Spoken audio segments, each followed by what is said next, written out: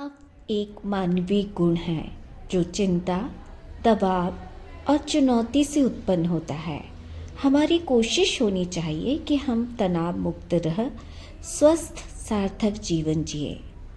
परीक्षा तनाव को कैसे प्रबंधित किया जा सकता है, इसके लिए हमारे साथ हैं हमारे ही महाविद्यालय की मनोविज्ञान विभाग की विभागाध्यक्ष डॉक्टर अनीता पुरी सिंह मैडम, जो हमें छोटे छोटे टिप्स देंगी जिससे आप परीक्षा में अधिक नंबर तो लाएंगे ही, साथ ही तनाव मुक्त भी रहेंगे। डॉक्टर अनीता पुरी सिंह मैडम, आपका बहुत बहुत स्वागत करते हैं। नमस्कार, मैं डॉक्टर अनीता पुरी सिंह, आप सबके प्राध्यापक। परीक्षा का समय आ गया है और हम सब में चिंता हो रही होगी और ये बहुत ऑब्वियस है, बहुत नेचुरल है।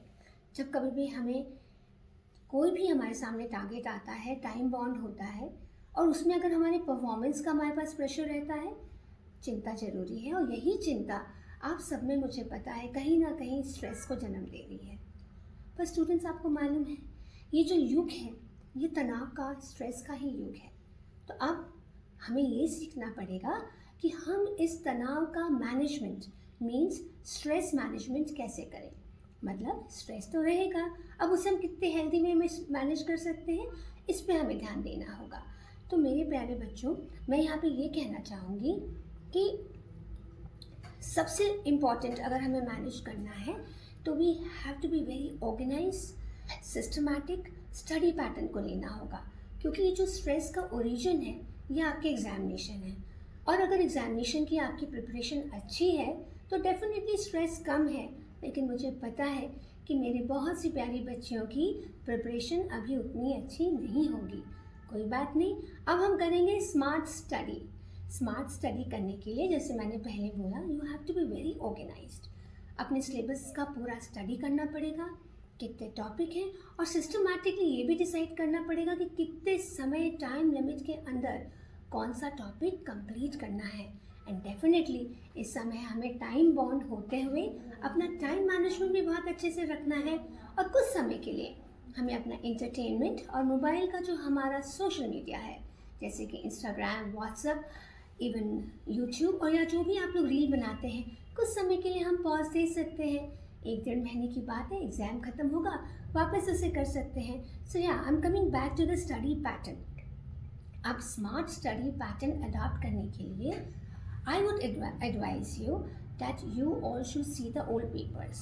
पुराने पेपर्स को देखिए, उनका एनालिसिस करिए एंड देन अपने में एक स्टडी हैबिट को डेवलप करिए। तो इस स्टडी हैबिट में सबसे पहले you have to develop reading skill. कोई बात नहीं, अभी पढ़ने में मन नहीं लगता है, पढ़ने में टाइम लगता है, नेवर माइंड, स्टार्ट रीडिंग। करते करते ये आपका लर्निंग का पैटर्न बनेगा। ये जो आप रीड कर रहे हो या देख रहे हो या इवन सुन रहे हो, ये आपका लर्निंग का है। लर्निंग के बाद जो दूसरा स्टेप आता है, दैट इज़ योर मेमोरी। आप जो भी पढ़ा है उसको सीख तो लिया, पर उसको मेमोरी में रहना बहुत ज़रूरी है। तो उसके लिए आपको बार बार अपने आप को रिकॉल करना पड़ेगा, रिट्रीव करनी पड़ेगी जो इन्फॉर्मेशन आपने अभी अपने मस्तिष्क में डाली है।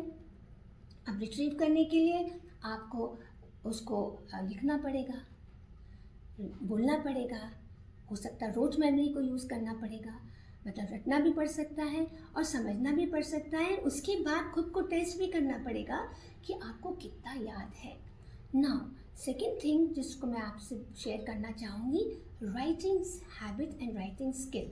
इसलिए जो भी आप पढ़ोगे एक बार उसे लिखो और थोड़ा सा ये भी प्लान कर लो, अगर टाइम कम हो रहा, कि अगर शॉर्ट आंसर आएगा तो आप कैसे लिखोगे, कितने पेज का होगा और क्या क्या टॉपिक कवर करोगे, और लॉन्ग आंसर आएगा तो फ्लो चार्ट बनाते हुए इसमें और क्या ऐड करोगे, ये भी आपको हर लेसन कंप्लीट होने के बाद प्लान करना पड़ेगा।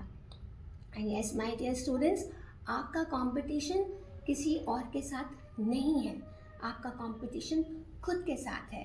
अपने आप को ये चैलेंज दीजिए कि लास्ट ईयर जो भी मेरा रिजल्ट आया था उससे मुझे कुछ परसेंटेज आगे लाना है।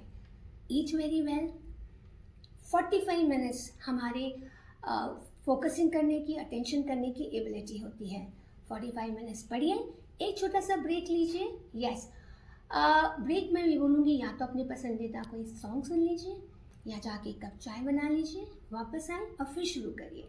Have a better time management and organise yourself. It's just matter of time. And yes, as I said before, compete only with yourself. किसी और ने क्या पढ़ा, कितना पढ़ा, उसना है. एंड yes, अपने आप का कॉन्फिडेंस किसी और को देख के बिल्कुल कम नहीं करना है, because you are the best and you can do the best. My best wishes for your coming examination. All the best and do well. Thank you.